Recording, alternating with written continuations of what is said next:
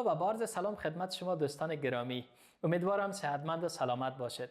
در خدمت شما هستم با چهارمین درس از جدول تناوبی عناصر. ویدیوهای مرتبط با درس اول، دوم و سوم میتونین از طریق لینک هایی که در جریان از این ویدیو در قسمت بالا ظاهر میشه مشاهده کنین.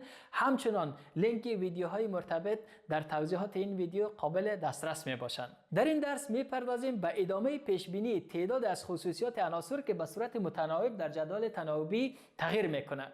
در درس سوم در ارتباط با تغییرات متناوب خواص فلزی، غیر فلزی و اشیاء اتمی برای عناصر صحبت شد که در این ویدیو میپردازیم با تشریح تغییرات متناوب خواص الکترونگاتیویتی، الکتروپوزیتیویتی، انرژی آیونیزیشن و خاصیت الکترون خواهی یا الکترون افینیتی برای عناصر که چگونه در جدول تناوبی تغییر میکنند. با تشریح تغییرات خواص الکترونگاتیویتی و الکتروپوزیتیویتی آغاز میکنیم. خاصیت الکترونگاتیویتی با تمایل نسبی جذب الکترون ها توسط یک اتم در جریان تعاملات کیمیایی برای تشکیل روابط کیمیایی گفته میشه.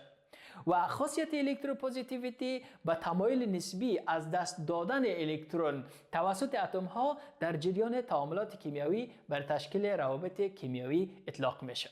خاصیت الکترونگاتیویتی در گروه ها از بالا طرف پایین کم شده و در دوره ها از چپ طرف راست افزایش پیدا میکنه. دلیل کاهش خاصیت الکترونگاتیویتی در گروه ها از بالا طرف پایین ازدیاد قشرهای الکترونی به اطراف هسته اتم هاست که با ازدیاد تعداد مدارهای انرژی قدرت جذب هسته برای الکترون های بیشتر کم میشه.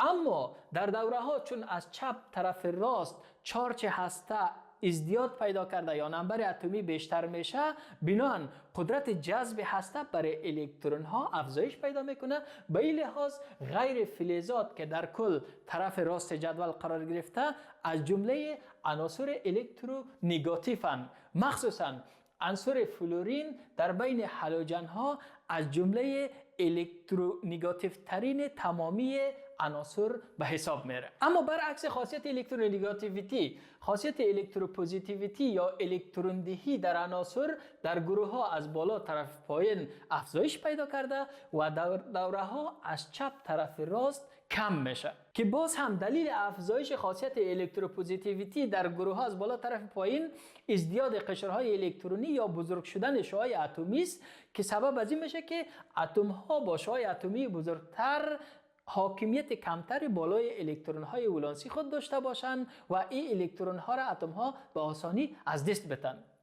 در دوره ها چون از چپ طرف راست چارج هسته بزرگ شده، قدرت جذب هسته بالای الکترون ها افزایش پیدا میکنه، بنابراین خاصیت الکترون دهی یا الکتروپوزیتیویتی کاهش پیدا میکنه که در بین فلزات عنصر فرانسیم از جمله الکتروپوزیتیو ترین تمامی عناصر به حساب میره. مورد بعدی پیش بینی تغییرات متناوب انرژی آیونیزیشن برای عناصر در گروه ها و دوره هاست. اتم ها برای جدا کردن الکترون ها در حالت گازی به مصرف انرژی ضرورت داره که به این انرژی مورد نیاز برای جدا کردن الکترون ها از یک اتم خنثی در حالت گازی انرژی آیونیزیشن گفته میشه. انرژی آیونیزیشن برای اتم ها در گروه ها از بالا طرف پایین کم میشه و در دوره ها از چپ طرف راست افزایش پیدا میکنه. چون در گروه ها از بالا طرف پایین تعداد اقشار الکترونی بیشتر شده یا شعاع اتمی بزرگتر میشه، بنابراین از دست دادن الکترون ساده میشه.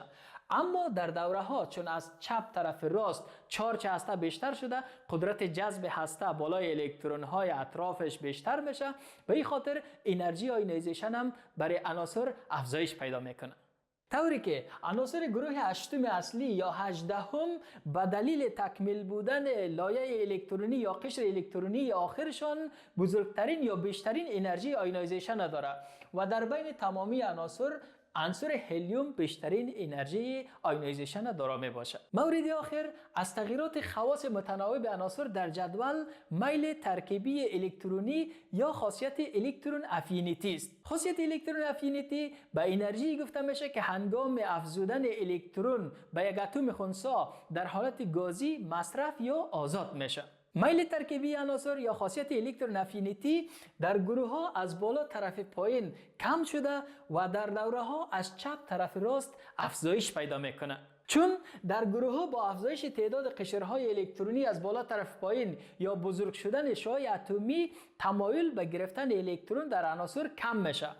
اما در دوره ها از چپ به راست، چون چارج هسته افزایش پیدا میکنه، بنابراین قدرت جذب هسته برای جذب الکترون های بیشتر زیاد میشه.